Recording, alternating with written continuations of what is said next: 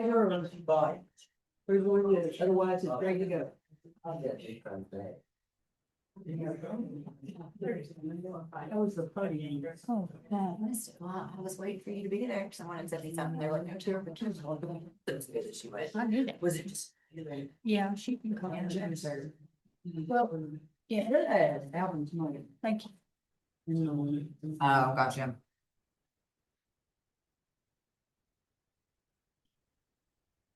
Okay, I'd like to ask everyone to stand to the pledge of allegiance, to be led by our city manager, Dr. Bruce Manley. Dr. Manley.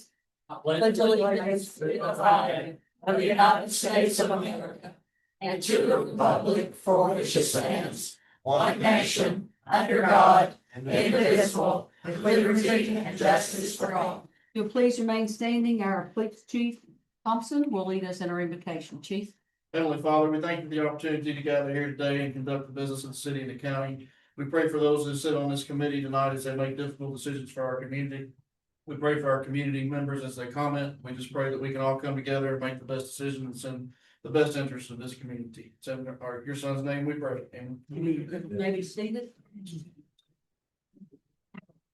We'll officially call the meeting to order. And the first thing we're gonna do is take approval of our June. Better put my glasses on before I start. Of our June 10th, 2025 meeting, if you'll notice, it is a very long set of minutes. It's 8 pages long. We wanted everything detailed out as we did. So if anyone sees any additions or corrections, I'll take those at this time. It's the same as what was sent in email, right? Just printed.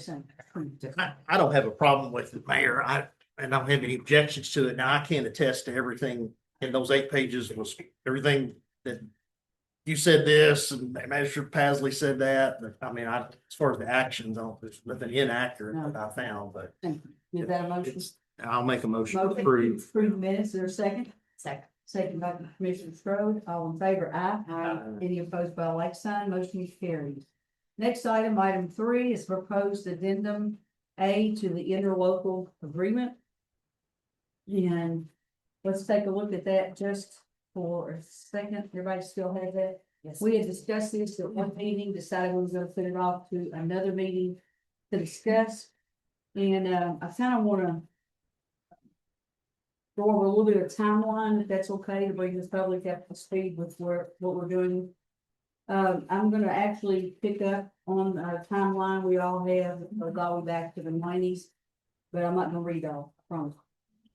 But I do want to pick up, let's see, we have this timeline we've got put up here. January the 10th, 2024. We're just gonna tell you how we got to where we are today, okay? January 2024, the county notified the city that they were moving out of Fulton Road location. County bought a building on Rockwell Road, which did result in somewhat of a longer response times to the Boonesboro area. November 2nd, 2024, we had an automobile accident on Combs Ferry Road. Was not a pleasant thing at all. We have looked at the video of that event, and apparently the concern at that time, I'm trying to say this in the best way I can, is there was a confrontation at the site. We had a gentleman trapped in a car needing to be extricated. Winchester got there first. Clark came right in behind him. I think 2 minutes, I believe, was the time frame. And at that time, an altercation, not hitting, but in your face altercation occurred for who was in charge. So, and the point was we had someone in a car badly hurt. Lexington even responded to the call. So that spurred us on to taking a look at our extrication agreement was given to the committee. And on April 30th, each person got a copy of that. Joy, I'm not sure your button's working. You could, the extrication committee, I asked everyone to come prepared to talk about it at the next meeting, because we didn't have time to sit and digest it then, when everybody could have a chance to take a look at it. Then on May 22nd, then Chief Asbury presented a letter to the fiscal court saying that the Clark County Fire Department could do EMS. So I don't know how many of you all had read that or seen that. Basically, Chief Asbury said, after many thoughtful and strategic conversations among our personnel, Clark County Fire Department is willing to expand our service to include EMS coverage for the Clark County community. Our crews are in full agreement. We want to do more for our citizens and we are ready to meet that need.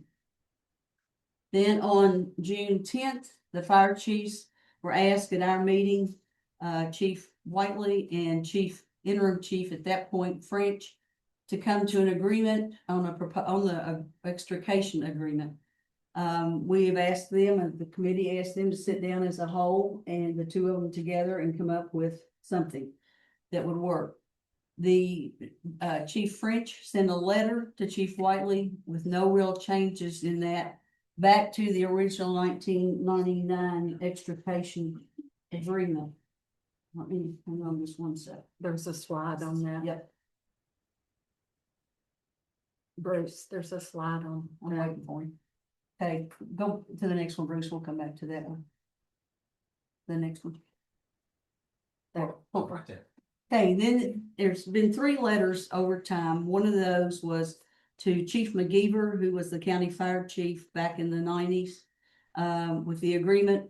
This one came from Chief French this week, July 1st. These are almost verbatim agreements, not quite, but almost, if you'll notice that. And the city is not objecting. I want everybody to understand that the city is not objecting to Chief French's letter. That we just feel like there's some clarification that needs to be made. It still needs to be cleaned up some. Chief French told someone that it was all that he was allowed to put into that letter from our 2 magistrates that sit on this committee. So I just want to be sure that that was clarified also. So they are almost verbatim. Chief Whiteley, Bruce, next slide. Chief Whiteley responded with no changes in the original extrication agreement that we had been talking about, except for what you see highlighted in yellow. And the city and county have not been quite able to agree on the language. So at this point, I'm going to turn it over to the committee and let's find out what everybody wants to do with this. Do we want to do 2 separate ones? Do we want to decide on one? Do we want to? I'm at a loss as to. Well, I know, Mayor, there was the incident on Colby Road, which was serious, and we can all understand that. But my understanding is the departments have worked together since that incident. I think it's happened without any kind of interpersonal argument or back and forth. I haven't heard anything. So I'd say it didn't happen.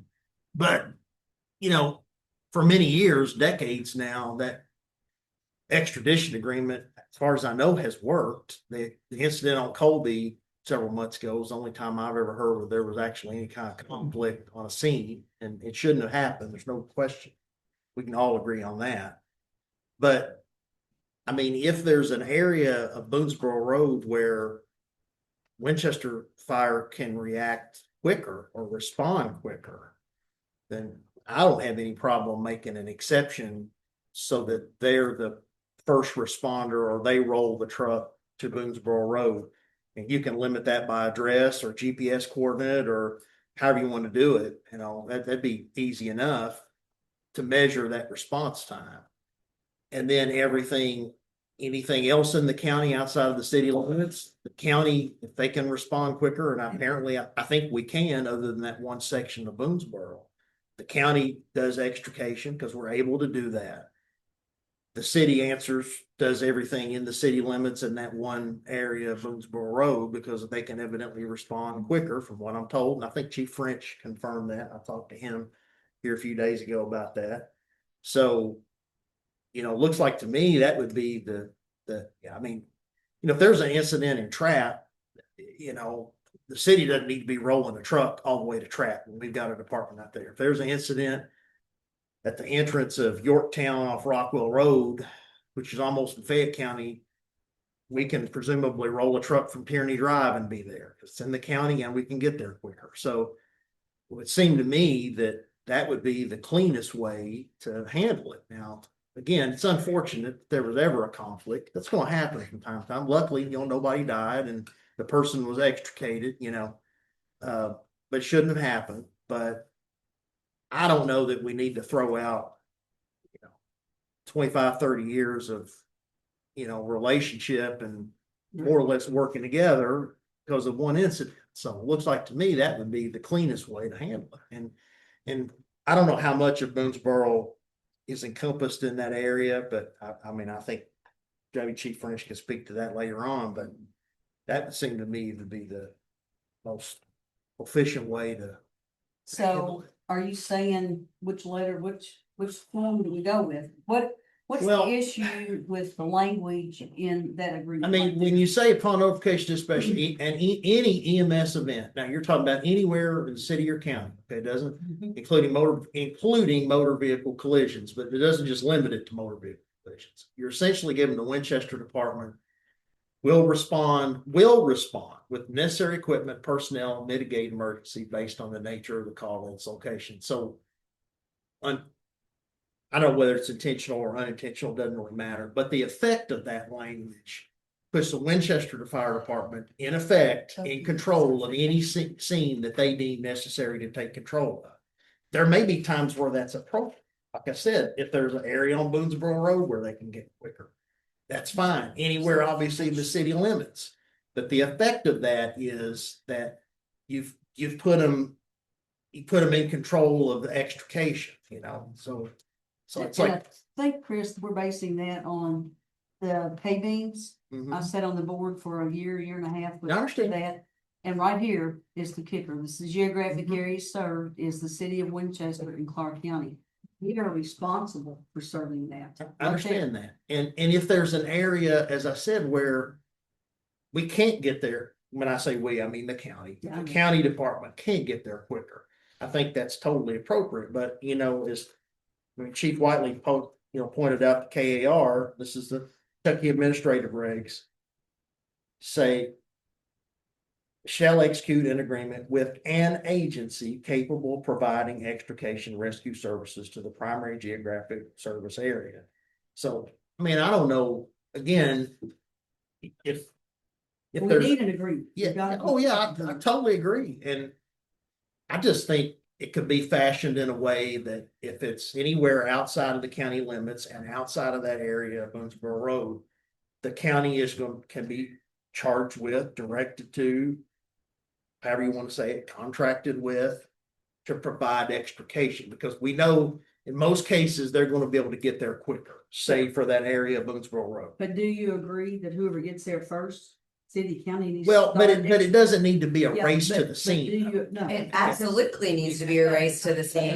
But I mean, between two departments. Sure, but I mean, that is the importance of this And, conversation. well, in other words, let's put it this way. If for some reason an incident happened where a county to county station isn't staffed. Now, these guys ought to be able to talk. I mean, we've got cell phones, we've got text messaging, any way you think of.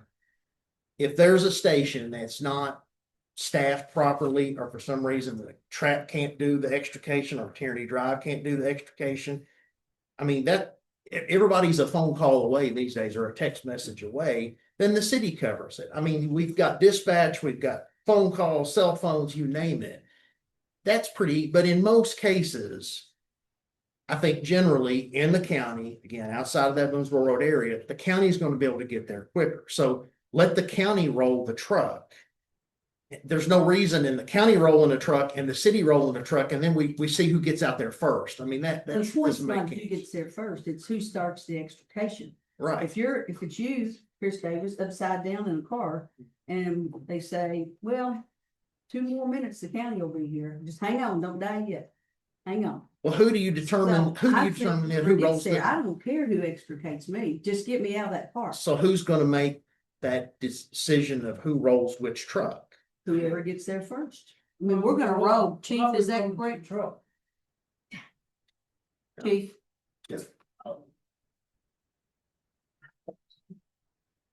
Is this microphone on over here? I don't know. Yes, sir. Y'all hear me? Yes. I'll be honest with you, I agree with what the magistrate's saying.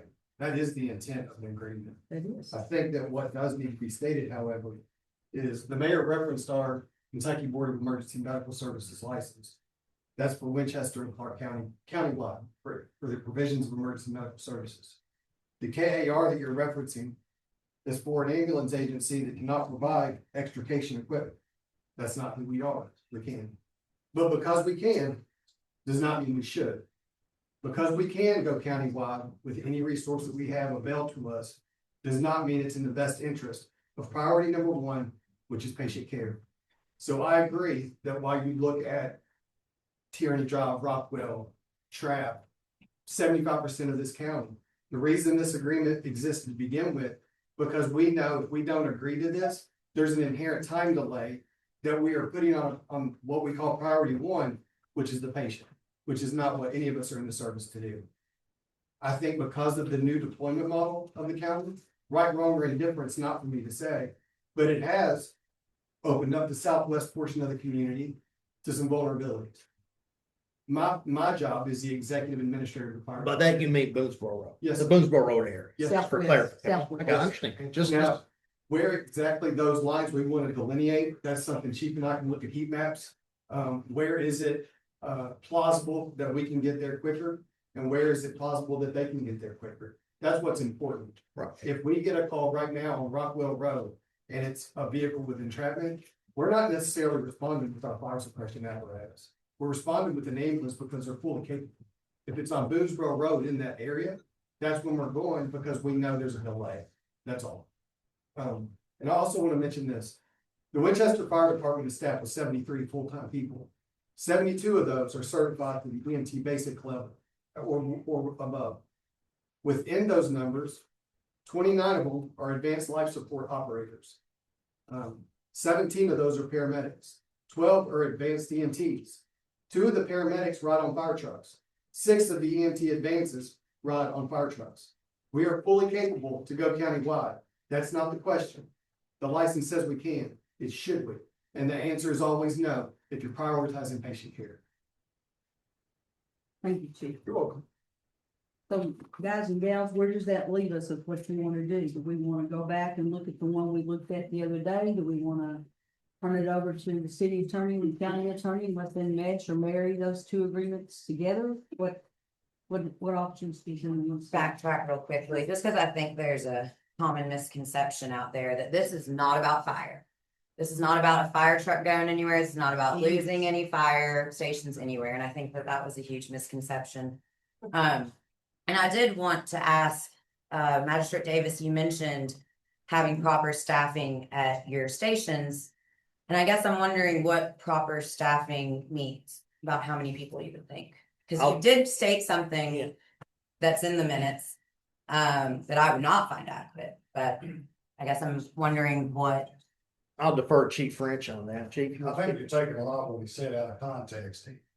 What he means by that station staff is if we're training and they're out of the house, or if we go to Signal 5, we go get something to eat and we're out of the house, then that changes things. That changes the response things. So when he says the staffing, that's what he's talking about. If that station has trucks in house, you know, and to back up from the beginning of the meeting, Mayor, you made a comment that I had stated that these gentlemen told me I couldn't put anything in that agreement other than what I put in there. That's not correct. Okay, I I said- stated what I was told. I said, what I was saying was I don't have any legal right. I don't even have a vote in this, you know. I just, these guys are the one vote, not me. And that's what I said. So any meetings I've had with anybody, just been informal, trying to work things out. I'm not trying to say I had the authority to do anything. That's what I told everybody, you know, so I wasn't saying they told me I couldn't write anything. And as far as the coverage, I believe that they can get to Boonesboro Road area quicker than we can. That's obvious. I think we can eliminate a lot of these issues by one, training together.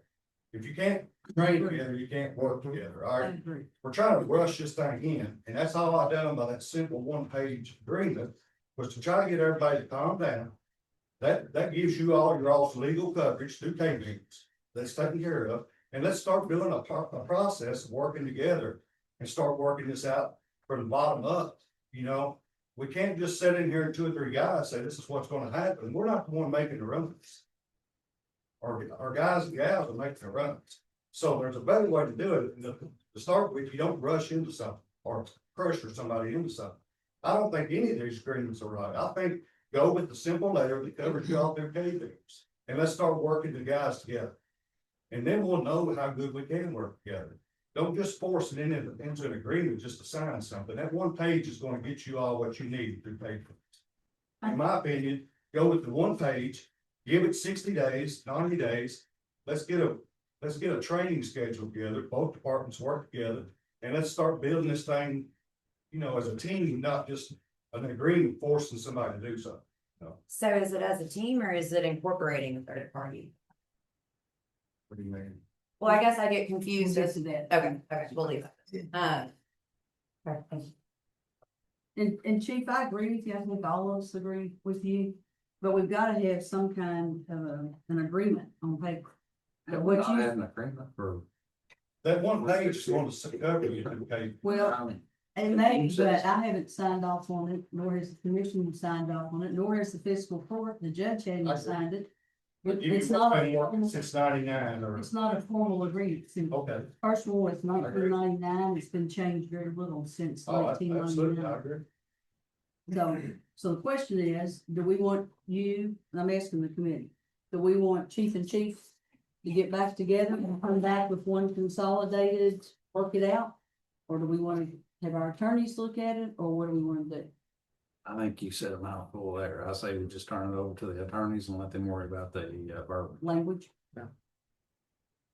It's a legal agreement between us. That's where it needs to be handled at this point. I agree with you, Ernest, because right now it's just a letter. Right. If it's something we all can agree to, and K-beams is acceptable to them, then it should be no problem. So. So is everybody in agreement? Then let's Yeah. turn it back, turn it over to Absolutely. Bill and that'd be- Mr. Elkins, and let them come back with something, then when we come across the street for the next meeting, we can. Yeah, put that out. and the only Put that thing on. I would add is any opportunity that they can have to train together. Oh, And I know Chief French has been very gracious to invite Chief Whiteley and his team to train at the facility, and I think that's great. That's a good step. And need to be doing more of that, so. And you know what I'm gonna say, I've said it for 2 years, is I still wanna see us merge services sometimes. Not merge government, merge services to save all of us, but that's Just as easy to run back. another conversation, I guess, for another day. Mayor Reed, should you not take a motion and a second? Yeah, we will. Okay. Is there anything else anybody wants to judge? Well, I guess I'm a little confused. Why did a simple one-page agreement work for what, 30 years? Mhm. I didn't get that. Can you try again? We didn't get it either. Say it again. Sorry, guys. It's fine. You might say it again. Bad suit. Yes, say it again. So I guess I just, what changed?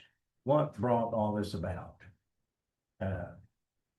And secondly, is there any kind of, I personally think we start getting attorneys involved, this thing is gonna drag on. And I agree with both these guys. This is a time they need to work together. But is there any kind of verbiage that can be put in the, I'll say the longer version? To tie it back in with the shorter version that these guys could still go do their job and get along? That'd be my question. What do you think? Say, I like your suggestion. Yeah, I think you need to. I think Bill and William need to look at it together, In a timely manner. when they will. I mean, this is take. I think Bill's in the ceiling. This is not something that'll take weeks, certainly not months. I mean, Should be ready for our next meeting. Yes. and, in the meanwhile, the standard protocols, again, which we've used for 30 some odd years. And again, we've got dispatch, we've got phones. These guys need to be talking anyway. The departments need to be talking I anyway. agree. And if one can help the other, if the county can help the city, I want the county department to help the city, no question. We're all in agreement there. I think we need to learn to find more common ground. That's right. So let's take a motion to send this over to both attorneys, city and county. You make the motion, Ernest? Yes, ma'am. There's a second. second by Commissioner Strode. Any further discussion? Joy, can you do a roll call for us? Commissioner Strode, Yes. Commissioner Tool, Yes. Magistrate Pasley, Yes. Magistrate Davis, Yes. Judge Yates. I will reluctantly vote yes. I still think we're going to overcomplicate the process, but I guess I'll vote yes. Mayor Reed. Yes. All in favor, motion carries. All right, next item, item 4, Clark County Fire Department Fire Study. We didn't know that there'd been a fire study until Magistrate Pasley brought it up at the last meeting. And I think the judge or someone searched for it and found it today. So I also wanted to ask our magistrates at our next meeting over there, can we just talk about the fire study a little bit and whatever, how you all want to do it. But I just got a copy a little before 5 o'clock tonight, so.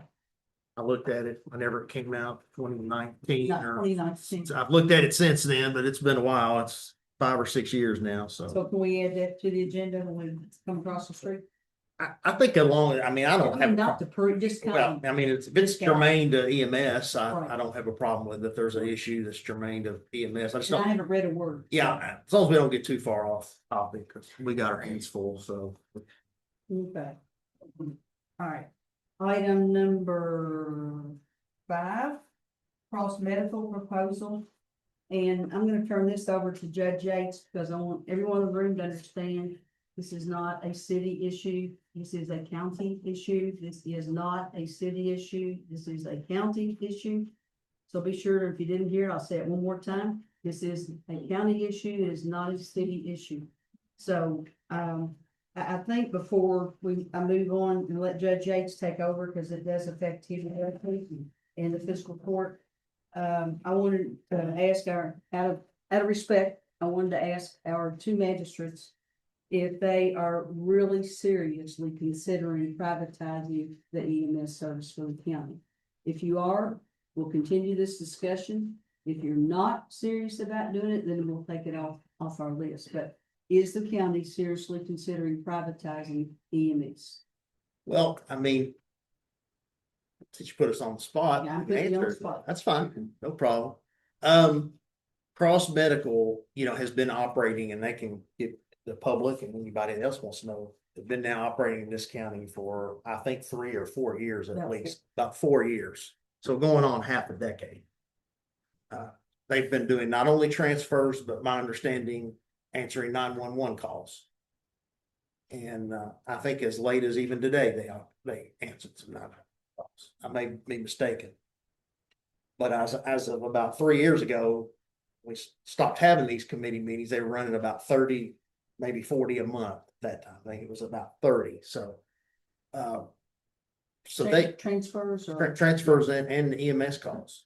So, of course, that pales in comparison to what our EMS service runs. But, we're not looking, I don't think I know, no decision's been made to split off or to separate. But I mean, it's a function of just the cost of this service. And, Mayor, we went into that, and I know we have to keep equipment up, but there's not 1, but 2 ambulances that evidently are going to be or have been ordered for this fiscal year. And, I'm not sure why that wasn't staggered. I know equipment has to be replaced, but when you get into 6-figure capital expenses and one partner doesn't have any say over it, we have to think about every possibility. So I don't know if this is something even the fiscal court would want to do, but I think it's fair to hear a proposal from a business that's already operating here. They've been here for, like I said, 4+ years. So Master Pasley, I'm sure has his own thoughts about it, but. Yeah, I haven't heard haven't heard them speak, haven't heard their proposal, but I just been doing some financial analysis. I've asked for the expenses. I've looked at the budget, and the public needs to know that in 4 years, this EMS budget has went up $1.5 million, 57%. And, the county pays for a number of things that won't go down that road too far, but I mean, we just don't have 1.5 million extra dollars. And when we talk to the city about the fact that this year, what your budgetary ask is, I mean, we just don't, we don't have it, do we, Judge? Don't know how we're gonna come up with it. This year's. So we have to- $1,389,835.77. So, when somebody comes along and, I mean, you all saw the email that I got, said that they can do it for half. Well, They're here. I mean, we gotta hear it. Yeah. I mean, fiscal court, right? I mean, it's our responsibility. So how do we turn the blind eye to, you're asking us for $1.4 million and somebody that's already running in the county, and somebody told me today that they did 3 911 calls. Well, I mean, if they could save us 700,000 and do the 4 in the county that we had, well, why not let them pick up the 4th one? I mean, that's just how I'm thinking in a big picture. I'm like, Chris, I have no idea what the fiscal court would do, but I think as elected officials, when you go to talking about that kind of savings, I mean, that is, gosh, that's 70% of our total county budget. I mean, it's a lot of money. And like I say, when we come to the city with this issue, I mean, you weren't willing to even look over the budget and see if there was any way we could compromise. It was, when we brought it up, we asked if maybe we could buy 1 ambulance instead of 2, do 1 a year, I mean, I didn't feel like that, that was hurt. So, just buying 1 ambulance next year and then buying 1 next year would be a savings of a couple $100,000 to the county. I mean, there has to be some give and take in this partnership. It can't just be, here's your budget. Now you guys figure out the $1.4 million. I mean, how do we go? You made this comment last time. How do we go to our people and tell them they're going to get a maximum property tax increase, which the maximum amount we can raise would not cover what we have in the budget versus what you're asking for? We would also have Yeah, I to think what double I up said some others. was, I was not going to the city commission to ask them to raise taxes to pay the county's bills. I think that was exactly what I said. Okay, well, I mean, But I mean, we're that's kind of what- doing the same thing. We'd be going to the entire county, giving them the maximum increase that we could to cover a budget that we had no say in. And I don't think that's fair to the Yeah, public. I do. Not when we have somebody standing behind us getting ready to give a proposal, telling us that they could save that kind of money from the taxpayer. And we're gonna. That's already doing it. Now, I have no idea what they're gonna say. I have no idea that, this is my hometown and I love it. And I love seeing what these guys do. They run a professional department and it's impressive. And I'm not saying, I haven't heard the proposal. I don't know what they're gonna propose, but I know on the surface, we need to hear it just because of the kind of money that we're talking about. And I think maybe the community doesn't understand either. The city pays 61% of the EMS budget and the county only pays 39%. And it's not making up that much of the runs. And so, we've had some issues when the county sort of kind of almost ran out of money back in the fall when the city carried the county $700 and something thousand from October till May, June of this year. And that was hard on us. But I hear you, I understand what you're saying. This is supposed to be the judge's part, not mine. Can, I'm with everybody else here. I got a old proposal, I guess, a week ago. I don't know where it came from. And now we sit down, there's a new proposal. Is there somebody from Frost here that can And Jared. go up to the podium and explain what this is?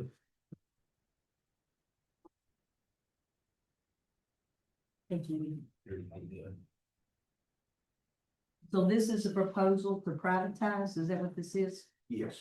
Okay. Before you get started, just one quick question. Is this the numbers that in here, is that for like the cost for the maximum amount of runs for the whole year, or is it going to be broken down per run? I mean. It's the cost for year. We can furnish the EMS service for the county. The price that I put in here for the year. Okay. So that's a fixed amount. Yeah. Okay. We already have the 2 ambulances operating here. Let me introduce myself. I'm Jimmy Conley. I'm the financial consultant and the chief organizational officer for Cross Medical. And he was asked to come here, I think almost 5 years. It's close. 4 to 5 years. Because there was the problem here with, getting transferred. That's been our primary, procedure here in Clark County is to take care of the transfer out of Clark Regional. We've expanded that a little. We, had an extra truck. We've got 2 trucks here now. And we do the transfer out of St. Joe. We do some out of Berlin, we do some out of the Lexington Hospital if they need us to. We was approached for a proposal for, privatizing the ambulance in Clark County and providing service. We're not sure to cause no problem, no friction between the county and the city, but we're here to tell you what we can do. And I can read this, or I can let you all read it over. That's the numbers. Explain the proposal if you would. Okay, Read through it if you need to. I mean, it's not real long. okay. Cross Medical Response Management attended the public meetings. Public EMS meeting on 6/10/25, on which we gained insights to the cost associated with providing EMS services in the city of Winchester and Clark County. A comprehensive analysis was compiled following careful consideration of substantial budget allocations for Winchester and Clark County. Our primary objective has consistently been to facilitate interfacility transfers to Park Regional Medical Center rather than handling 911 calls in Winchester or Clark County. And a lot of the proposals submitted for Clark County, $1,400,000, and Winchester, $2,200,000. Cross Medical Response to develop an alternative proposal after conducting a thorough analysis. Cross Medical Response can provide EMS transports for 911 calls in Winchester at $880,000 and Clark County at $560,000 per year, which is 40% of the proposed calls, or 60% less than what was proposed in that meeting we had. Inclusive of stations for crew quarters and ambulance bays. The proposal excludes dispatch or rescue services, which will continue to be provided by the respective fire departments and 911 services. A transition period will be required. We can operate out of our current station until arrangements can be made to accommodate staff and ambulances at city or county locations to better serve the area. Cross Medical Response has a compensated medical director with 10+ years of experience. We have a service director with 10+ years of experience as a critical care paramedic, certified flight paramedic. Fully equipped ambulances, including a new remount with additional remount in progress. Supplementary units available from Cross Medical Response surrounding stations. 2 ambulances already stationed in Winchester. 31 total medical personnel with 9 full-time paramedics, 3 part-time paramedics, 2 EMTAs full-time, 1 EMTA part-time, 14 EMTs full-time, 2 EMTs part-time, and 1 EMR. We will staff and commit other units according to run volume in each of their area. I tried to research what the run volume is for Clark County and for Winchester, and it's hard to come up with any conclusions real quick. I've had numbers ranging, quite a bit of a range of numbers on how many runs there are in the county, how many runs there are in the city. So that's why I put it out, we would do it according to what we needed. We will provide the ambulance service, basic care, and we won't do no extra visit, and we won't do no 911 dispatching. Take care of the patient care and the transports. From June the 6th to July the 6th, we've done 11 mutual aid calls from 911 here. I don't know what this county city really was, but we've done 11 aboard drive records. Might have been a few more than that because our dispatcher sometimes don't write down that they was mutual aid, they just write down they was Clark County. We have a in-house dispatch that keeps up with all our records. We're willing to do what we can to help out. We're not sure if there's any problem, any friction between anybody. We're here. I know how much it costs us to run an ambulance. I know how much it costs to run a truck 24/7, 365 days a year. And I know what we're gonna do it for. I know approximately what the run volume is and what it's gonna take to do it. That's the proposal that we have for you. What is the run volume in the county? I've had different reports on that. Our chief We have, What's the question, Judge? what is the number of EMS runs in the county? Well, I would tend to believe if a comprehensive study was completed to get to these costs, we would have those answers. But generally annually, we're gonna be pushing 8,000 runs this year. That's Total, fire EMS. total city, county? Yes, sir, we run countywide for EMS, so I can't delineate. They're all people in need. Potentially 8,000 this year, man. Yes. And that's EMS chief, correct? EMS and fire for us. Is that EMS that far? Yes, sir. How many medical transports would you do in a year's time? I'd be completely speculating, but I can get that information if the committee needs it. That's something I've had a little trouble coming up with, Yeah, I think Just EMS, not. just the EMS, I was asked, we're about 80. The fire department's about 80 EMS runs in the county. Now, I don't know, I can't speculate if, we went on every one they were on, I'd say we cover most of them.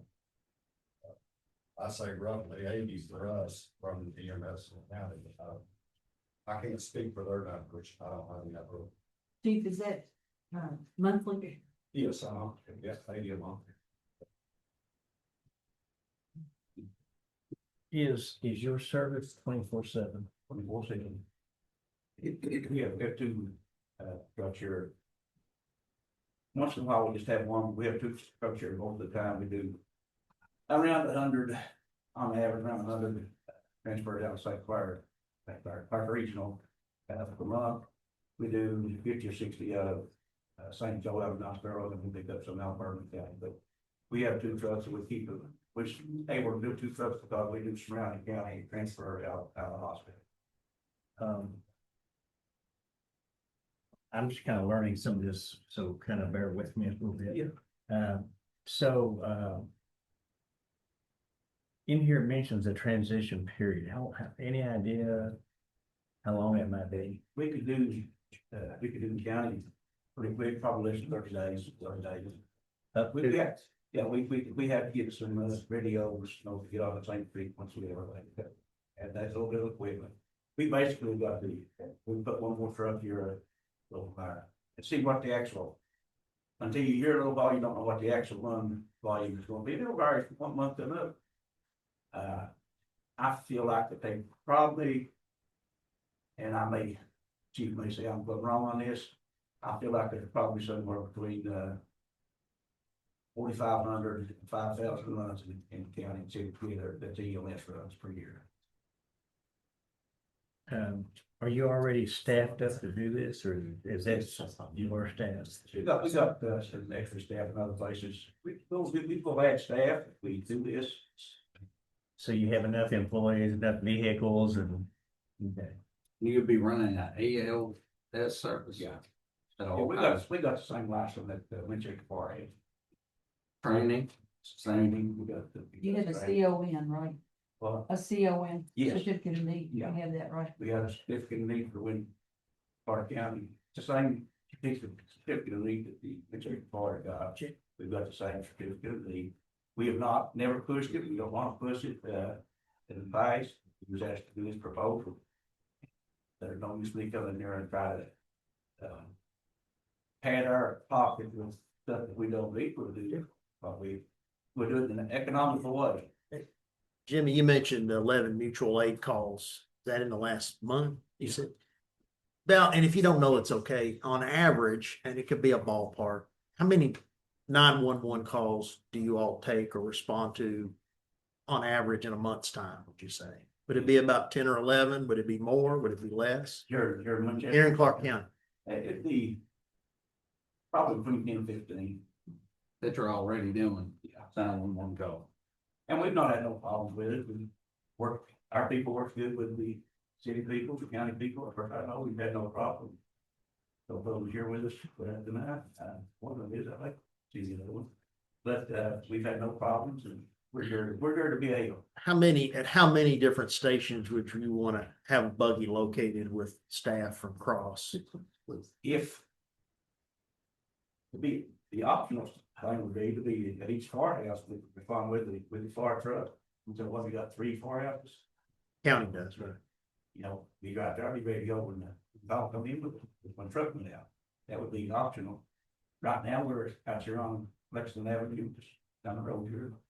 Not a very good place to be, but we can handle it there. We can handle 3 crews there for a while. But we did. So you potentially could put an ambulance at track in the other fire station and reduce that time from 15-20 minutes down to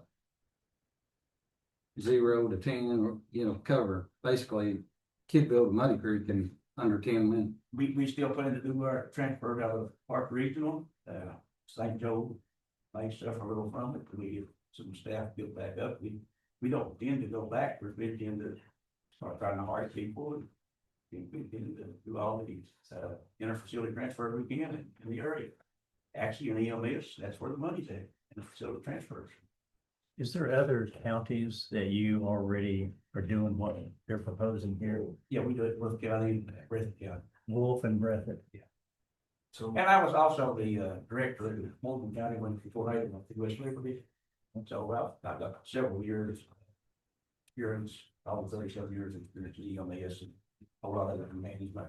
How many ambulances do you have in Wolf and Breathitt? We've got a total of 8 licenses right now. We usually run 5 a day, 2 down here and 3 up there. So those 2 counties, you said 5 total? Yeah, Okay. Plus 2 here. we got 2 here and 3 up there. Oh, That meets the needs of what we, okay, 5 total. 5 total, not 8. Okay, we have 8 licenses. okay, But What's you the run 5 differentiation? We run 5 up. Okay. 5.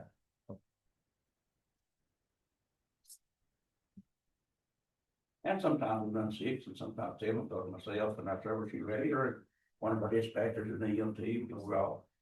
When it comes to, we need So to did you ever have to buy new buggies for this area? we just put one on the road here about 2 weeks ago. I think we got about 3,000 miles on it now, it's a remount, we got another in the process. We the owner of the company is sitting back there, he gets, he looks at a lot of these, options and buys things with low mileage, really efficient at getting, good equipment at a reasonable price. The remount that, you put on down here, it's got 3,000 miles on it, might a little more than that now. Costs about $100,000 for the chassis and the remount. And we got another one in the process right now.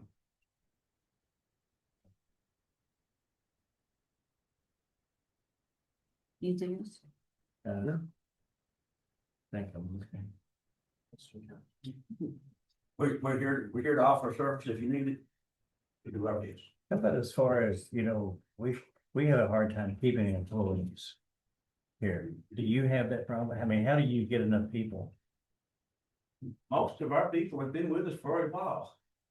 We do have some turnover. So you pay pretty good and benefits and everything? Yeah. Oh, yes, it matters. I don't know whether they might know how much, anybody want to know what we pay? I don't care tell. We pay $14 an hour for EMTs, we pay $16 an hour for EMTAs, and we pay $22 an hour for paramedics. We don't have the benefits to the county or city with that, but we don't put it on the salary. Sure. You know, we might even bump that a little bit if we get enough business going. No. Anything else, Jeff? thank you. Mr. Patrick? You know, man. Okay, and the only thing that bothers me, I think the most is in our minutes on page 7.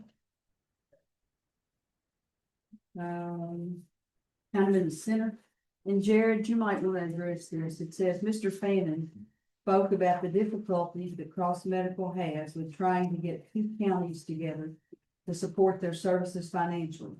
He cautioned the county, i.e. Clark County, not to think that they would be getting the same services. There are times that there's just 1 ambulance between 2 counties. He cautioned not to get to that point where you think you can do it with no money. People do suffer because of that choice. Would you address that again? Where are you at now? I mean, The paragraph would sound like you were throwing some caution out here. A little bit about, we're not exactly comparing apples to apples, is that Yeah, I mean, like, what we do in Breathitt and Wolf County is totally different, so volume is low. There's no hospital in Wolf County at all, no clinic, no, nothing emergency, they all have to leave there. But the population is low, but what I was getting at is, they for all these years, they've never paid a dime for ambulance services. Well, in those counties, you get no money from the fiscal court, correct? I have to beg for my $10,000 grant that doesn't even bother their budget. Yeah, beg that. And it. So with this proposal or this model that you propose, you don't anticipate having any problems, not having the funding to staff your buggies, staff your crews and so forth. No, not with what we are projecting with the run volume. Like Jimmy said, we've never got a complete accurate, I don't know, I don't trust nobody's data. We would want to find out our own and everything, but, if we had an actual billing report from a billing company, that you could get pretty close to things now. But this is a learning curve coming. Thank you, Jerry. Okay, we'll take comments from the committee here in just a second, but I have two commissioners sitting here beside me. I only have one vote on the city commission. But I will make one statement that I will not vote to privatize the city's EMS services. So whatever the county chooses to do, that's the county's doing, but that is not the Winchesters. We will not vote to privatize. Commissioners? Yes. We think We feel the same way. We want to keep it. I have a few questions, if I may, Mr. Conley and Mr. Fannin. So based on not knowing the EMS volume runs, how did you do a thorough analysis to help you reach these numbers? Yeah, let's get both. Jared, do you mind to come up with Jimmy?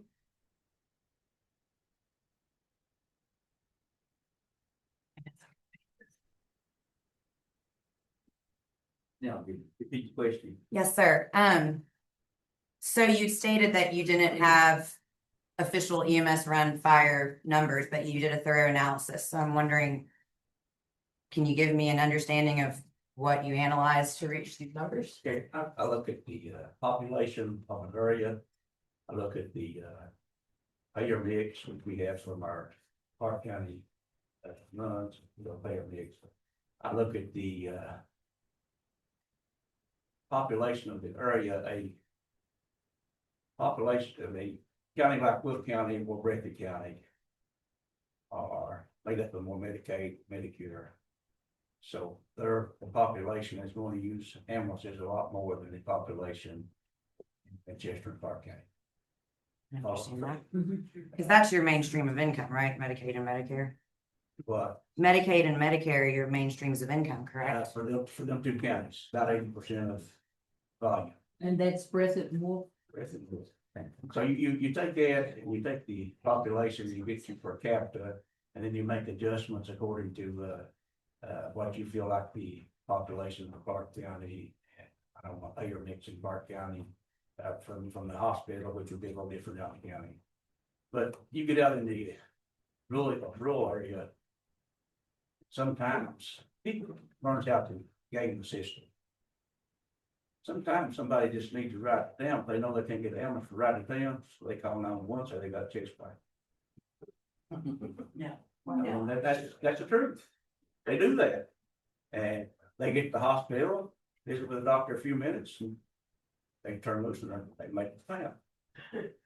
That's the way some of this rural stuff. So the per capita is a whole lot different from for an area like a more industrialized area like Winchester and Park County. And one of the problems with the run volume is that we got one list that says over 200 some runs a month, just the county side. Then we got, chief, he thinks that there's about 80. So there's the discrepancy of the uncertainty of what's going on. We don't have that data. We don't do the 911s here. We don't have. I have our billing company, I pick up the phone, we get a detailed report every month. Breaks down everything. They're actually too much, honestly. And, we never received anything other than just some numbers thrown on an Excel sheet. So the numbers I got on that was 6,000 something months countywide per year. That's the number that I come up with off of that sheet. Chief here said it's about in the month in Clark County. Someone else involved, and I'm not mentioning no name, someone else involved, so there's about 4,500 countywide the EMS transports per year. Yeah, Thank you. so, when you put all that information together, and then I talked to some people, and I think, what you all want, 2 buggies or 3? 3 frontline ambulance. 3 frontline LEs. We have 6. So I put that together with you, running 3, I don't know about how many states for us. Shorter, distance here, you can get more in a shorter period of time, transport time is about half of what we had our service director put on call, a couple of weeks ago. In a rural area in Wolf County, and to get from the patient's house back to the hospital was 1 hour on the road. Yes, long transport time, so you can do more with less trucks here than you can up there. We put plate our advantage too, we put three trucks here and run the county pretty efficient, I feel. Thank you. I have like 5 more questions, so I don't want to take too much time. Can you explain to me, since you would not offer dispatch services, how does that work? Does the person in the accident call 911, it still goes through to our dispatch, and then our dispatch picks up the phone and calls you? They dispatch us, we have to have radios so they can dispatch us. That's what we do. Would it happen consecutively? Yeah. Or, okay. That's what we did in Wolf County, Breathitt County. We don't provide dispatch service for each one of the counties. Sure. No extrication, that's all volunteer work. And to clarify, there's 5 ambulances regularly running between all 3 counties. 8 can be licensed. And you mentioned one thing that concerned me, stating once in a while we'll have 1, because clearly you are covering a lot of ground. And I'm assuming you're still doing transfers, because it's my understanding that's where the money's made. So just to be clear, 5 are actively running. Okay. In the former post you made, it listed a 1-year transition contract. This one just says a transition period.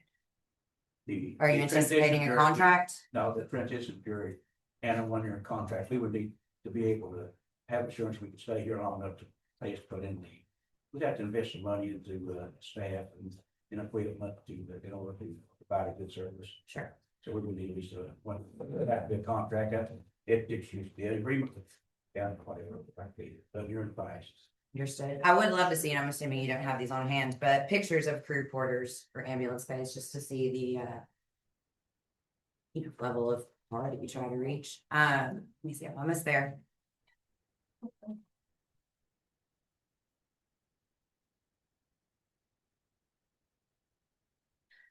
I guess, yeah, you said 2 things that concern me. One being once in a while we have 1 ambulance, and then the other saying For 2 counties. for 2 counties. So we got 3 staff that sometime they'd be on transfer or be on call. Sure. Well, yeah, But they're already we have- doing something. But we have the backup with myself and the service director and a EMT that's also a dispatcher of projects. I mean, and I know we can't control people's work quality, but stating dispatchers incorrect record keeping is a little disconcerting. But lastly, I have one very specific question. As you stated that this proposal was requested of you, and I'd like to know who requested the proposal. And I think that should be good. I don't think I want to go there. Interesting. Thank you, sir. Well, I don't mind, for the record, I don't mind saying If that. you all don't mind, Joel, I don't mind, because I mean, you was one of at one, I was one of them, That's why I because we was left the saying. meeting. Yeah. That after Chief Asbury's letter saying that they could provide the EMS service, and you all were saying you could provide the EMS service. And I said, we need to look at a proposal to see what you think you can do. And I think if I understand. And I support that. Yeah, I had a conversation with you. You've had conversations. Absolutely. I asked him to tell us what if they're interested in making a proposal to the city and county, or just to the county. Or We asked county, the same city, question we asked here. the same question. To be clear, one thing, probably, first I know I may have met you in these meetings years ago, I don't know. But me and Joe Will look back pretty good. I know. Piece. We had worked Well, you together. worked for the city for Yeah. almost 5 years. Yeah, and I didn't want to say Joe Will. No, that's fine, because I asked, I wanted to see apples to apples, and I don't think we're there yet. No, I think it's good. I think the main thing was that this isn't for me, the challenge is this isn't about me questioning what services you provide. It's me stating that I don't think it's appropriate. I know it's not appropriate for the city. I can't speak for the county. I think the government is in charge of 5 things: police, fire, EMS, public works, and parks. And that's where we need to be standing up. And if it means things are adjusted because nothing costs the same since 1999 or whatever year half of these were written, that half of the people are still in the same room. That's what this is about. So I want you to understand it's not questioning of your skill, but more so how it fits into our community. And the only reason I did move to city this is because I didn't want to offer the county something I didn't offer Joe Will to. No, I appreciate it, but we're not budgeting. Well, that, I didn't figure you would, but I didn't want to throw anything out there for the county. I appreciate it. I feel like this is a budgeting issue with a resolution of privatizing things, which I don't think is the right thing to do, with all due respect. And he knows how I feel like, he knows I've never gone along with other than Kevin Harlan and anything else, so. I'm pretty adamant about that. And I'll just really quick little math. If we are budgeting 3.6 million in a community of 30,000 people, that's $120 a person a year.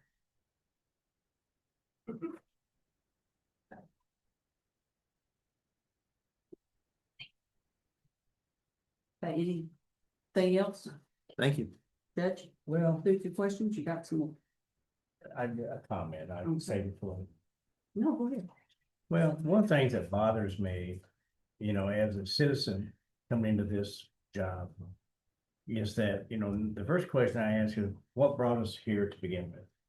First year, evidently, we were okay. This whole issue is about budget and about money. And I think when I first come in, we've come in off of COVID, et cetera.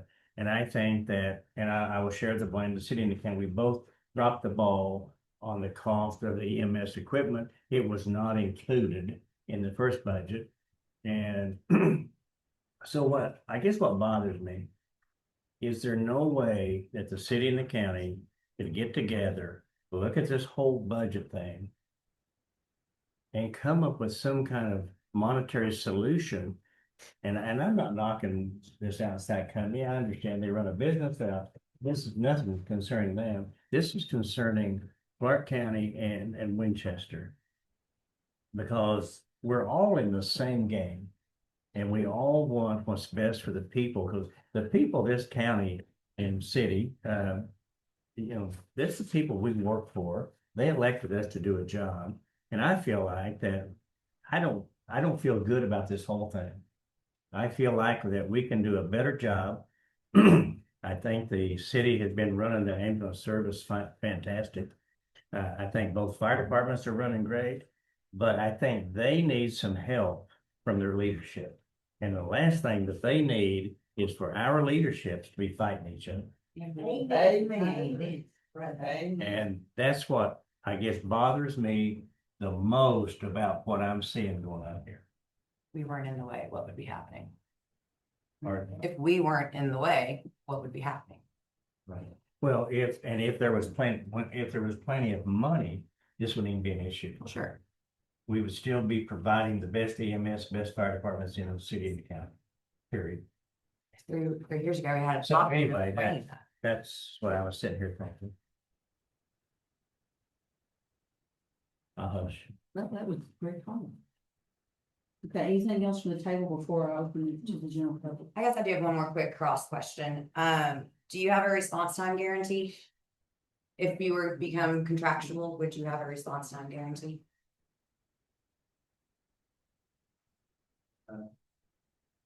But I'm actually not more than 5 minutes, but Katie's last 10 minutes. I'm not really. I like you on 4 or 5. Okay. If they're there, they're not doing it. Previous, like usually when I was doing 3 5, it was 8 5 9. The KP's changed it. The 2 minutes response time. What about, and I might not know the appropriate phrasing of this, and I feel like I somewhat know the answer based on the apparatus you have, but what about your surge capacity? And how does that reflect upon being in 3 spaced counties? What happens when Wolf has a house fire, car accident, Breathitt has something, and we've got something, and you're doing a transfer? What's your capabilities when there's a surge? Okay, we got a license for, Breathitt, Will County, yeah, one license for 2 counties. Okay, It's a good license here. KB's does not allow you to these mutual resources, entering a mutual aid or a non-emergency call. We can't take our last ambulance and make the transfer out of the hospital. We can't take our last ambulance and send it to Will County or Breathitt County. understood. And we're adding trucks, we're not trying to do it with the same. So we're gonna be backing ourselves up just like we are backing you all up right now. Sure. We're doing runs for you now. Yes. Okay, yeah, 9. Yeah. But you did 10 or 11 in the last month, and the county said the average was maybe 80. I didn't get that. City, correct? In the last 30 days, it was about 11. The county, his 80 is total EMS runs in the county that he thinks that they get along. That's Not what we just. Right. You're saying for the last 30 days, you did 11 on behalf of everyone. We'll just say Clark County. If you have clarified, last month, we had under 80, transfers. In Clark Region, St. Joe and surrounding areas. Sure. We have 108,000. That's fantastic. So, thank you. Are you still gonna have to trade the powder, honey? We do it, both together. Like we do, we have mutual aid pound. Yeah, we have to have mutual aid with others, man. It's like we've got mutual aid for 50 years. Mutual aid. Morgan County, we have mutual aid. Azure, Perry County. We just got mutual aid. We can't. We just are, yes, for our license, with our license resources, we have those places not together. Thank you. Any other questions from the tape? You may have some extra people speak, I don't know, but come back to that. Okay, signed up to speak. The first person is Sean Lawson. John Lawson. Joe. See, you see me, Joan? I can't see. Yeah,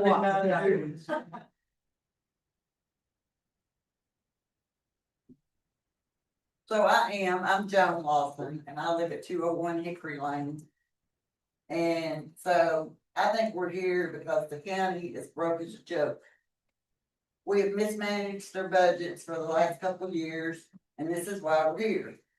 So with this contract, we, the county, are gonna pay 1.4 million, and the county doesn't even have 1.4 million.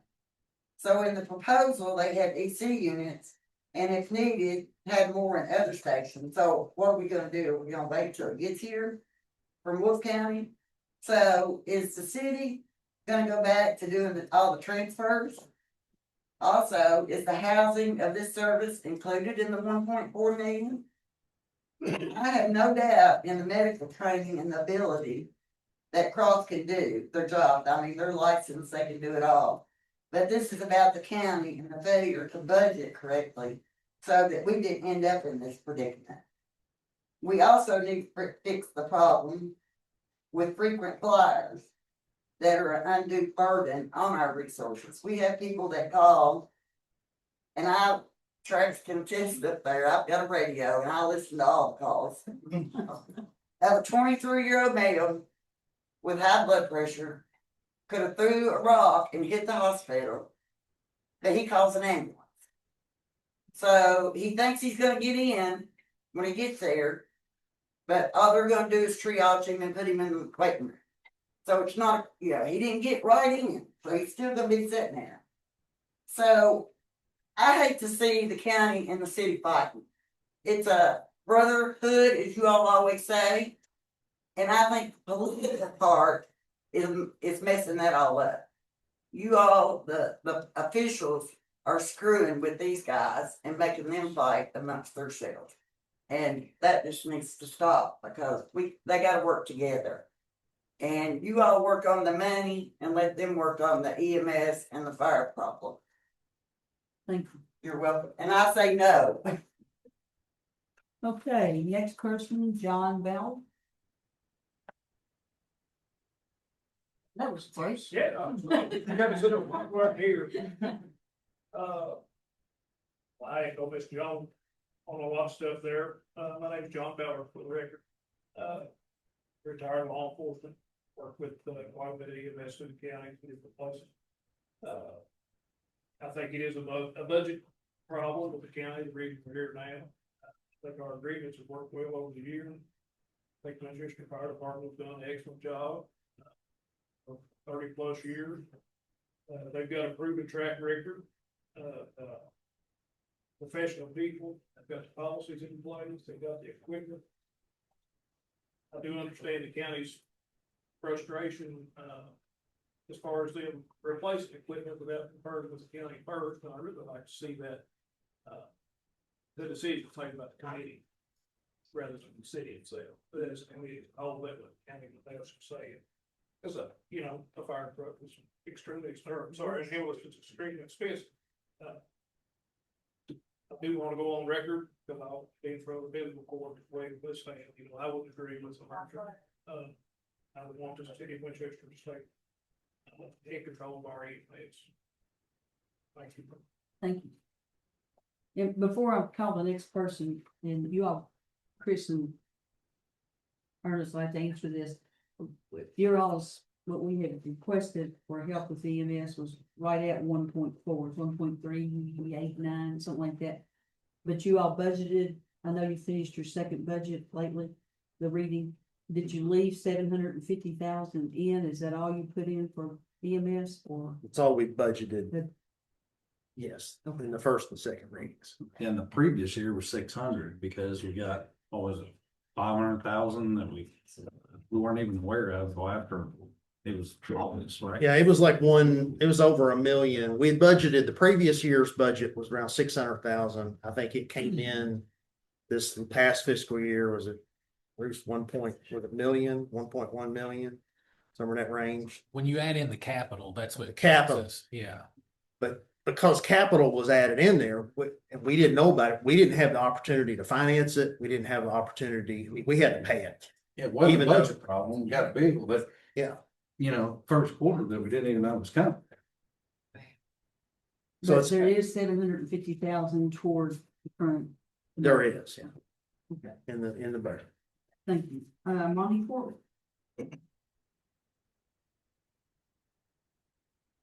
Good evening. Hello. So, I want to preface my statement by saying that I did a dry run today. It takes 6 minutes. I know I have 5. I'll try to get through it. If you'll grant me that 1 minute. If not, Miss Jeannie's gonna give me a minute of her time. So, my name is Monty Corbett, and I currently serve as a sergeant with the Winchester Police Department.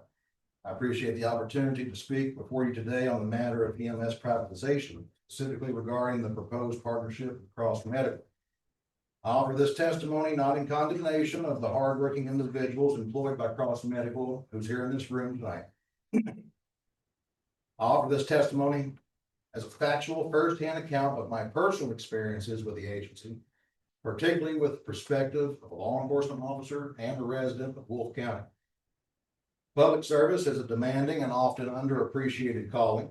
I fully recognize the challenges faced by EMS personnel and the vital role that they play in our community. However, my intention today is to offer objective information based on direct experience in hopes it may inform your decision-making process. While I work in Winchester, my family and I reside in Wolfe County. After the passing of my father-in-law, my wife and I relocated to Wolfe County to care for her elderly mother. And unlike Winchester, Wolfe County lacks an established public ambulance service and is currently served by Cross Medical, a private for-profit EMS provider. This transition has underscored how critical, reliable emergency medical services are, something many may take for granted until they experience their absence. In my 19 years of law enforcement service, I have never encountered a fire and EMS department as professional, compassionate, and competent as the Winchester Fire Department. Their performance in the field is a testament to their training and their dedication. And I truly believe that Winchester and Clark County currently have an exceptional emergency services system in place. Unfortunately, that has not been my experience in Wolfe County. The absence of a public EMS agency there has left us dependent on Cross Medical. As a private entity, Cross Medical is not subject to the Kentucky Open Records Act, a reality that I encountered firsthand when I submitted a formal request for information regarding 2 specific incidents involving egregiously delayed response time. I submitted a request to Mr. Fannin, Director of Cross Medical, seeking basic, non-HIPAA protected information such as response times, call locations, and unit dispatch origins. Mr. Fannin contacted me directly and informed me that as a private for-profit entity, he was not obligated to comply with open record laws. I pursued an appeal through the Kentucky Attorney General's office, but was ultimately denied access due to the company's exemption from public transparency laws unless they receive 25% or more of their funding from public sources, a threshold I could not verify based on the information from the county where they are licensed. The lack of transparency is deeply troubling. Just because an agency can legally withhold information does not mean it should. Public accountability should be expected of any organization providing essential emergency services. My concern stems from personal experience that I cannot ignore. In one case, a friend of mine called for an ambulance for her uncle. The response time exceeded 90 minutes, and tragically, her uncle passed away. In another incident, a neighbor of mine suffered a stroke. The ambulance took approximately 45 minutes to an hour to arrive, and upon arrival, the personnel on scene were either unqualified or unwilling to provide even the most basic medical care. They did not assist in lifting the patient, forcing the patient's wife to call me in the middle of the night to come help.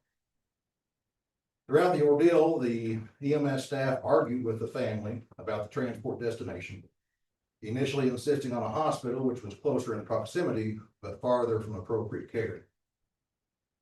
The patient eventually arrived at Clark Regional Medical Center nearly 2 hours after the initial call because they headed to West Liberty instead of Winchester and had to turn around. No vital signs were taken of the patient during transport and relayed to emergency staff. These incidents are not isolated anecdotes. They reflect a broader issue of poor service delivery, lack of professionalism, and absence of accountability. In response, I gathered over 110 signatures from Wolfe County residents in support of establishing a county ambulance service. When I presented the petition to the fiscal court, they acknowledged the issue, but cited financial constraints as a barrier. Recently, in the Wolfe County News article dated June 20th of this year, the ambulance service issue was addressed again, this time by 3 members of the Wolfe County Health and Rehabilitation Center nursing home. Their complaints were that Cross Medical is never on time for transports, habitually late, or sometimes don't show up at all. In emergency situations, they take a long time to respond, and the reason they give is, well, we were really far out and that we don't get in a hurry. Staff complain Cross Medical employees are very rude and ineffectual. They routinely send BLS personnel or equipment to the center on cardiac cases that require ALS. They are reported to spend more time trying to decline transport over the wishes or directives of the family or the doctor that's requesting the transport. Again, the issue was tabled by the fiscal court after reaching no viable solution. Wolfe County is the second poorest county in the Commonwealth of Kentucky, with Breathitt County also served by Cross Medical being on first. These communities lack the financial resources to support a public EMS service and unfortunately have no leverage over a private provider operating without public oversight. As a result, many residents, including myself, have concluded that in an emergency, the safest option is to drive our loved ones directly to Winchester or Lexington. While I understand the financial pressures that local governments face, I urge the city and county to weigh the true cost of partnering with a provider like Cross Medical. The savings in dollars may ultimately be paid for with lives. Thank you. Thank you, sir. Jeannie Gwen.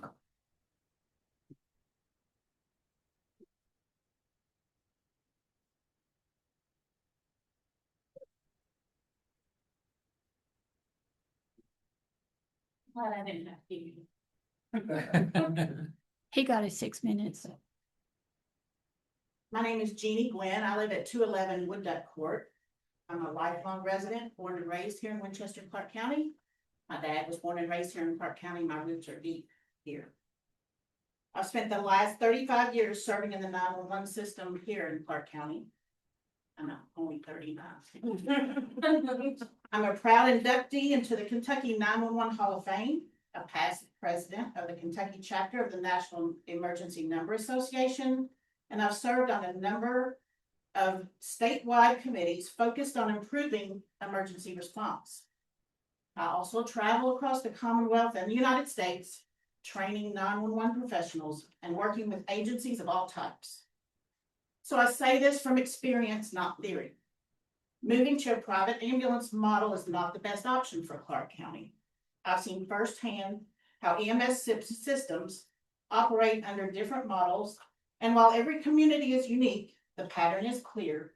When profit enters the equation, public safety suffers. Response times increase, staffing is unstable, and community accountability disappears. Public EMS is mission-driven. It exists to serve people, not shareholders. It's integrated with our 911 systems, trained to respond to the unique needs of our communities, and answerable to the public. That matters, especially in emergencies where seconds count. We don't want to be in the learning curve. Clark County deserves better. We deserve a system built on decades of commitment, local knowledge, and public accountability. Clark County already has a foundation of public trust. Replacing that with a private contractor, no matter how reputable, introduces risk. And that risk lands on the shoulders of your constituents. This is not just a policy decision, it's a life and death one. As someone who has stood on the front lines of emergency response in Clark County for decades, I urge you, do not privatize EMS in Clark County.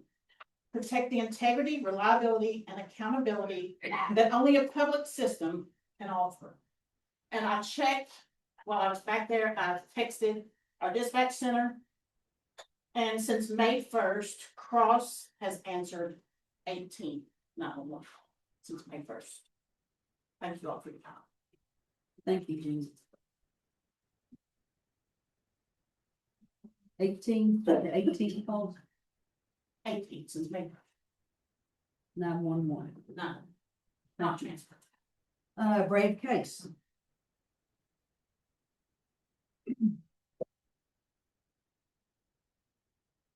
All right, for some of you that don't know, most of you do, I'm a transplant. I've lived here about 15 years, but it's my home. I served Winchester for 20.5 years. The last 4 of that was an EMS officer. I've stood before this committee many times, having the same discussion you're having today. I've been a paramedic for almost 28 years. But I think, like you think I know a little bit about EMS and the way the systems work. I understand your problems. Unfortunately, a lot of that is on the state level and the federal, but you still have to deal with it. But what I will say is this, and the two of them said it way more eloquently than I would. But from experience, using a private service, when you start talking money, public safety and treatment are going to suffer. It's not cheap. I'll keep it civil, but I was listening to some of the discussion, and I find some of that a little hard to believe. Some of the numbers that got thrown around, because it's not cheap. It takes a lot. Equipment's not cheap. Trained personnel is not cheap. All of them. I'll also say this, because it drives me nuts every time I hear somebody say that here. All 8,000 runs that are not fire county. Whether you say it's in the city of Winchester or out in the county, they're all county runs. Now, the other thing, and I'm a little passionate about it, so I can, I'm out of public, you know, both sides are very good at what they do. I've worked with a lot of them for 20 years. The care, the compassion, yes, we fight a little bit, that's typical. But they're both very good services. And there are better options of fixing the problem for the money. Invest it in our people. Find better solutions. As someone that's a resident, if I gotta pay more taxes, I don't care. I'll tell you what I told Ed Bergner about 5 years ago. When I was standing here, having the same discussion. I said, I know enough about EMS. If someone in my family gets hurt and you're doing something foolish, you're gonna give it to some service that's not maybe so good, or they're gonna be late, then I'm gonna stand up and I'm gonna come after you. And I'm gonna win. Because I know what we have and how good it is. So invest in us. Go find a better way to make it work. We've been fighting over this for like 10 years now. Figure it out. We want good quality service here. And I get it's a problem, but there are better options than this. So please do not make this mistake. Thank you, buddy. Okay, James Bowman. Mayor, I'm gonna pass on my time. Sucks going last, everybody kind of got to all the good stuff. You're welcome. Come on up. No, I'm good. It'll just be like beating the dead horse, so I'm gonna do that. Commissioner Toole and a lot of other these fine people, already addressed a lot of my concerns, so thank you though. Hey, that's all that's on the list here.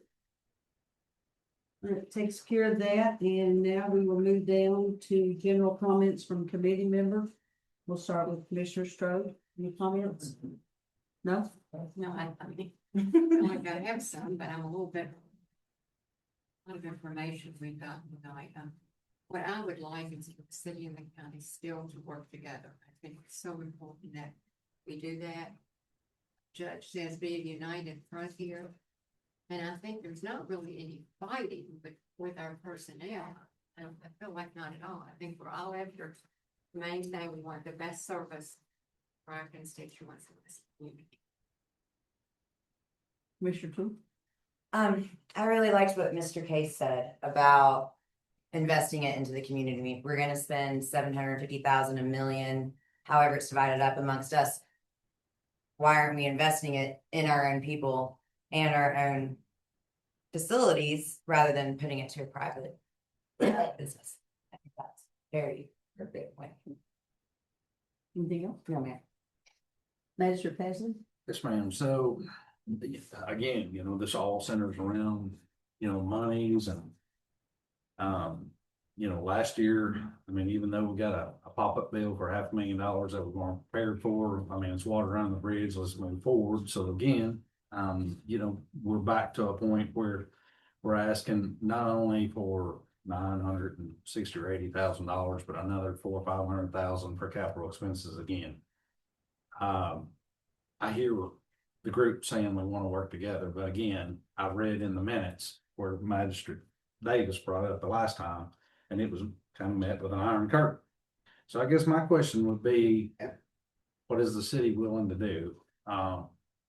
Just because you have a budget doesn't mean you necessarily have to spend the money. Could we have a work session? I'm going through the expense report. I mean, it'd probably be easiest if we had a work session and we just all went through the expenses. There's a lot of them I have questions on. As we make decisions and we have to ask the county, I want to feel good about this. This isn't something that we've been a part of. I mean, it's just something that we got a bill. It's kind of been sorry about your luck, let's pay it. And the gentleman even spoke, that's kind of hard to digest when you were trying to make solid financial decisions. And like last year, get $500,000 that you're not prepared for. That's 5% of our total budget. I mean, that's pretty tough. And again, cycling back to these ambulances, if we could spread them out. I get a lot of this city's equipment. Somebody told me today that maybe one or two of the ambulances were 20-some years old. There's no doubt about it that they probably need to replace, but then we have to replace them all in 2 years. And we talked about this. Again, we're supposed to be partners. partners discuss the business decisions, not hand you a bill and say, I need $500,000 from it. Oh, and this year I need another $500,000 from it. So, I mean, I'm reaching out across the table. Can we have a work session? Can we go through the expenses? Can we talk about it? Can we talk about the current budget? I have no idea other than a solid number of what's been given to go back to talk to the other members of the fiscal court. Can we talk about, do we buy 2 buggies this year? Can we buy 1? Can we buy 1 next year? Can we deflate this $500,000, year over year? This is what's pushing us against the wall. We need you guys to work with us. It can't just be you hand us a bill for $1.4 million. I mean, right now, my math says if we raise everybody in the county, city and county, the maximum amount that you by law can raise their property taxes, it won't cover the monies between our budget and what you're asking for. We'd have to double the insurance tax. We'd have to go up on occupational tax. Every tax that this county has, would have to go up to cover it. I mean, do we want to do that to our citizens, or do we want to talk about this? Because I see some options, but I'm not hearing that you guys are open to those options. Nobody asked us. Do you want to? In the minutes, he asked you last time. Chris. It's in the minutes.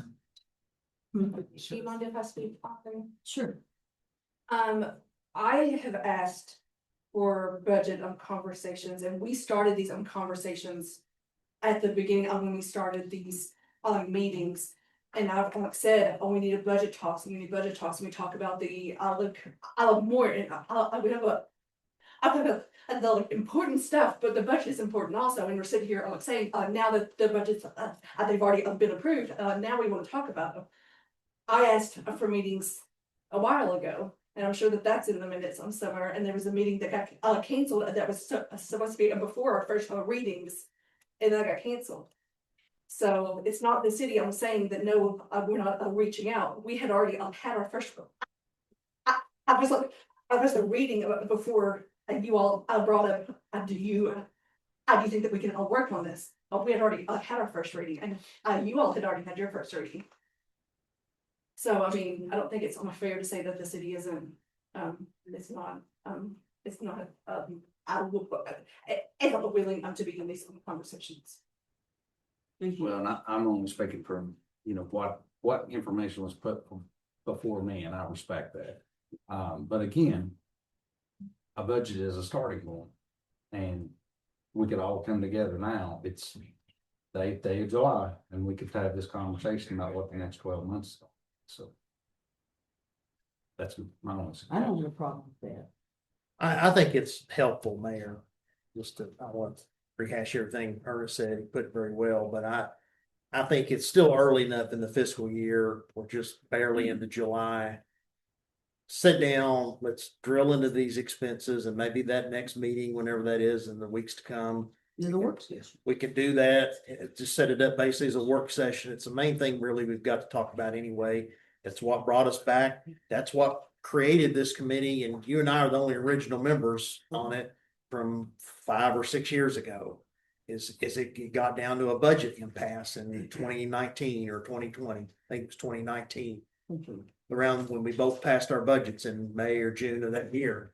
That's what brought all this to light. And then we didn't have a meeting of this committee, just so everybody knows, for 3 years. From March of 2022 to March of this year, there were no meetings of this committee. The fiscal court members, I can't speak for the judge, but myself and I think the other magistrates, we were more or less in the dark with regard to whatever was going on with EMS. What do they want? What are they planning? Do they want another buggy? Do they want 3 buggies? I mean, we hear all about this like second hand, third hand, and then this spring it sort of split open again, and again, I think that's a neglect of both bodies to meet on this thing. We should have been meeting at least quarterly. Okay. And here we didn't have one for 3 years, almost to the day, 3 years. So here we are. And it wasn't for any of us. to Yeah. call. And I want to say one thing. I mean, I know there's, a lot of concern and, uproar on social media about, privatizing EMS. I honestly don't know where this is headed in terms of the fiscal court. They've not made a presentation to the fiscal court. I don't know how the other members of the court are gonna be inclined to think in the months to come, but let me say this, I mean, Cross Medical, and Joan, you correct me if I'm wrong, you and I were on the committee, they came here at our invitation. They did. They didn't barge their way into Clark County. I mean, they came here because we had people at the hospital waiting to be transferred 2 and 3 and 4 hours, Laying on a gurney. laying on a gurney. And, you know, at the time, I had an elderly mother who passed away the next year, who was at the hospital all the time. And it was first on my mind. It was first on everybody's mind. You and I talked about it. And so I don't have any idea what, how their service has been in Wolf County. I've not heard any complaints in Park County. I'm sure somebody probably has a complaint. But I'm thankful we have them here. Whether anything gets privatized or not, I'm thankful we have them because evidently we need them. We need them for transfers, and evidently we need them for 18 or so 911 runs since May. I know that's not a lot in light of the total number of 911 runs, but evidently that helps somebody in Clark County. So I'm grateful they're here. I hope they stay. Evidently, we're still not in a position where we can cover the transfers and 100% of the 911 calls. So I appreciate the presentation they made here tonight and the time that they put into this. And I'm thankful that people here have that option, because I can tell you transfers 3-4 years ago, it was embarrassing. It was embarrassing. Somebody lays up at the hospital for 3 or 4 hours to be taken to UK Medical or Central Baptist or back to a nursing home. And that's, one of the reasons what drove us to, sit down with Cross Medical. Well, they came to and presented to the committee in 2021 or 22. And then I think the city had a contract with them. I'm not sure if there's a contract with them now, but I'm grateful they're here. So that's all I have, and thank you for putting that on the agenda. Can I say? I know as people brought up, Jared, don't just stand up where you are. this, he brought up about Wolf County. I've explained to you all the other meeting, the first one that we had, the EMS committee meeting, that Wolf and Breath is a totally different animal. You don't need to come to me and blame me or nobody on my companies. We have no support, no funding. If it's shortfall, it comes out of my personal pocket. I've carried that company for a long time.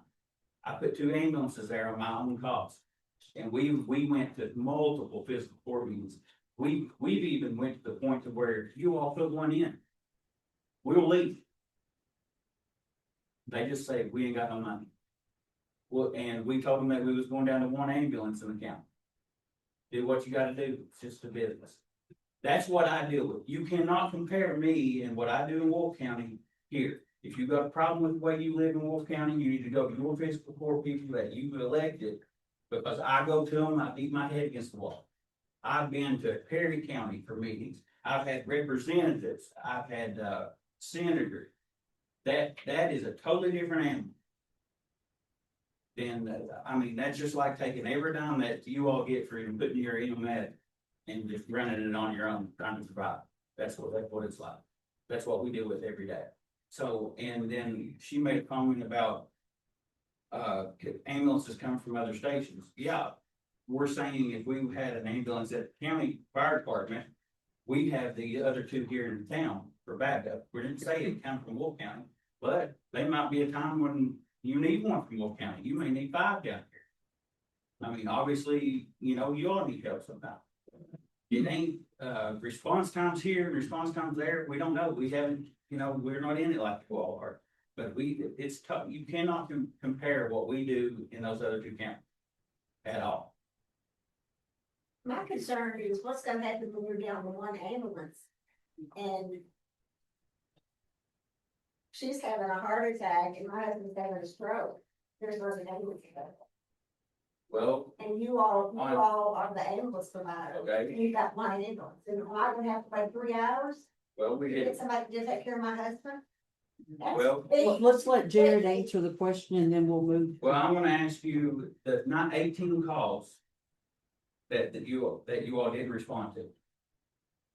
What happened to them if I wasn't here? Where was your other ambulance? There's times in EMS you can't have enough. Chief, I mean, I would not wait that long if Winchester was gonna be in there. they didn't take the call because they wasn't available. I took I mean, that's what we're saying, like. There's times he may have all three of his guys tied up and then, you know, just coincidental, it comes at the same time. I mean, We, number one, we will never let a call go unanswered. And again, we may show up in a fire truck, we may show up in a bicycle or side by side. But every one of us are emergency medical trained. But as far as having a actual EC unit, the patient is gonna be stabilized if necessary by either a brigade chief, an EMS lieutenant, myself, or a fire engine full of firefighters. That's who's gonna stabilize the patient. And I'll say this, we have ALS engines. We can provide intravenous medication, heart defibrillation. We can do all of the things that ambulance can do. We can't transport them. So by the time the patient, that the ambulance gets there, then we're gonna legit take you to the hospital. Okay, thank you. Judge? Like I said earlier, I don't believe, I think before this all started, we had a good system in place. And because of money, I'm afraid we're gonna tear down something good. Now, one thing that was mentioned here about us going through the city's EMS budget with a fine-tooth comb, I can tell you, I know firsthand what happens when a governing body tries to micromanage a department. It don't work. So we hire competent people to run these departments. What we got to do is work with them and help them run that department. We don't need to go in there and tell them how many whatever that they need to buy. They're the experts, they know. So my feelings are, I think there still has to be a way that we can fix this problem without tearing it down. I think what Ernest said is if we had a work session, like our next meeting could be a work session. How do you all feel about that? Well, that's not micromanaging. No. That's saying, why is this? I mean, if Ernest sees something in the line item and he has an Oh, I didn't mean opportunity. that. Yeah, that's right. Yeah. And you're not on the same wavelength. Exactly. If Magistrate Pasley or Commissioner Strode has a question about a line item, and you can look to the treasurer, the chief, or the city manager, and say, what is this? Why are we paying this? What does this even mean? You know, which we should have been doing a long time ago, years ago, really. Years. I mean, and so when you have a 30 or 40% jump in a total budget, you have some understanding why. But right now, we don't have a real clear understanding why that is. Now, I know there's two buggies that want to be ordered, have been ordered, but beyond that, I couldn't tell you what the reason for that is. So I know, I totally agree with you. I think that would be our next step. With this recommendation. I want to fix it. We've got it. Possible. It needs to be I have fixed. some question. And I'm not trying to be rude or anything at all. What is, on looking at the past expenses, going to help with the current budget? Because you're looking at previous expenses, because that's the report you asked for. My opinion would be that we need to be looking at both. We need to understand what we're paying for and then what we're gonna be paying for. I mean, we're gonna pay for it again this year, right? Hope so. Hopefully So, not. I mean, It's like seven So things. looking at the past, I mean, Yeah. and again, this would be something that we need to all sit down here and we need to have a work session on, but as I'm going through that list you guys sent me, I mean, there's items from our fire department. Well, we're paying for EMS, right? Or are we paying for fire department? I mean, we need to understand. Because, I mean, I'm not saying that any of it doesn't belong in there, but it's hard for us to understand when we're trying to get our arms wrapped around a 57% increase. We need to have some transparency in it and we need to talk about it. I'm okay with that. Let's do it. I just feel like it's, we're a little delayed. I don't disagree. I think you should see itemized things and have questions. I don't really understand. I do understand about how a meeting not happening. I don't understand what you all see when you approve the budget and why those questions aren't asked then. I mean, 61-39 split. And I don't really know how that's not gonna be more fair. I And mean, 33% of the runs are outside of the city limits. Oh, well, it's 39.9, it's almost 34% of the runs are outside of the city limits in the county. Again, I'm not arguing about the split. I mean, that was done 3 years ago and it's, put to bed. But I think when we started meeting, what is mid or late March, whenever it was of this year, I mean, we were already, Down the road. we were 3/4 of the way through the fiscal So year. your all's budget's due like a month, Yeah, month and a half. we're ahead of before. you guys. We were 3/4 of the way through the fiscal year. There was no, I mean, and at that point, we had already been, we had already been hit with, I know, at least one and maybe two EMS bills that were considerably higher, which we did need time to pay because we hadn't budgeted for it. We had no idea that was coming. The equipment, which I'm not saying it wasn't a legitimate purpose or it wasn't justified arguing that at all. But it's just a matter of we got into this, back into this, I should say, late in the game. So I think for that reason, it's not inappropriate to as Kitty said, have a work session. I totally agree with her.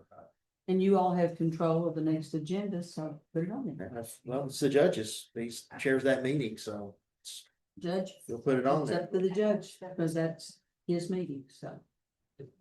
Well, if you're gonna do a work session, do you want it to be part of the meeting or you want it to be separate? Well, I mean, it's To on be the meeting. in the meeting. Yeah, be in the meeting. It's going to be the central thing. I think we're going to be talking about, discussing. Yeah, so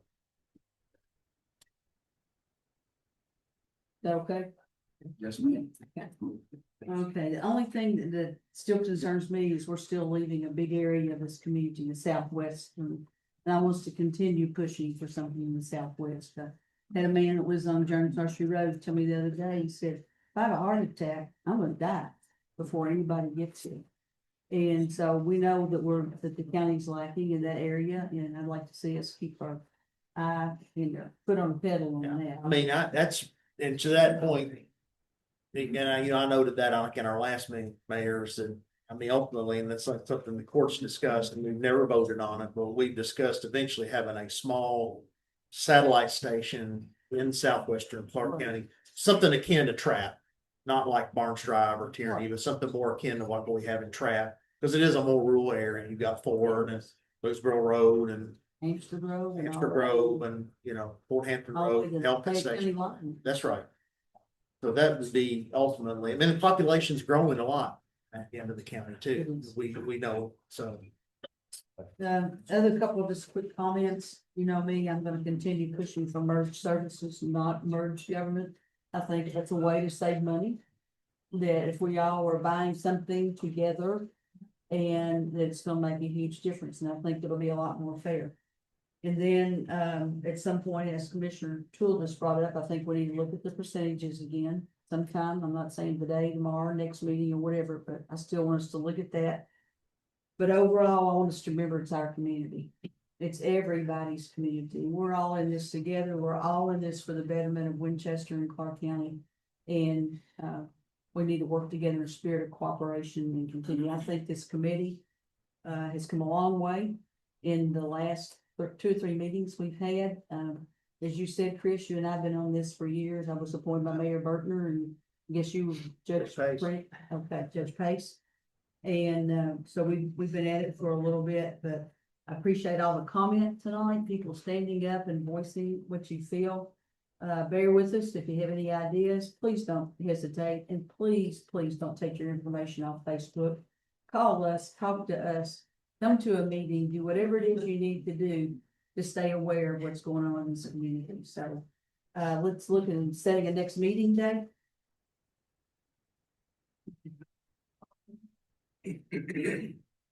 Let's see, today is what, the 8th?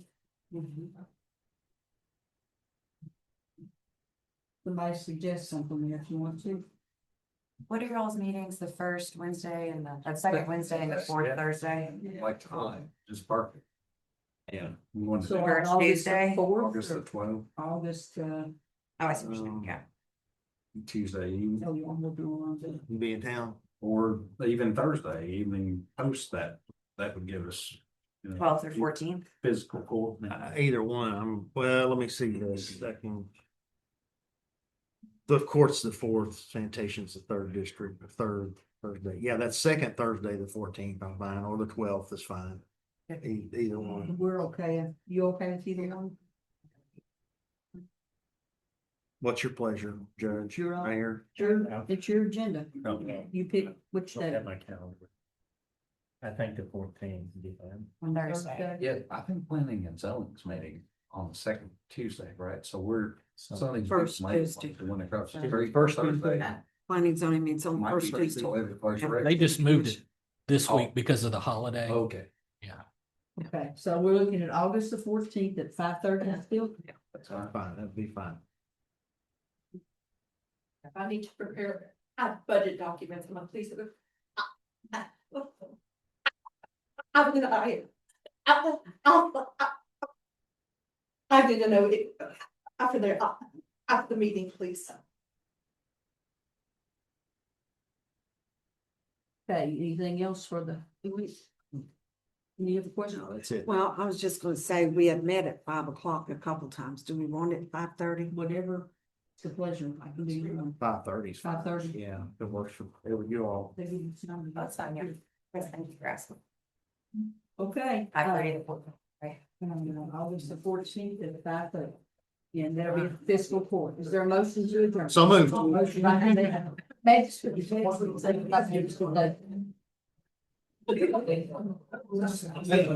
Yes, thank you, and I agree with you. Thank you for all your help on this. You're welcome. Appreciate it. You're very diligent. Try to be. Well, we need to set that precedent moving forward. That shouldn't, I mean, I kind of blows my mind.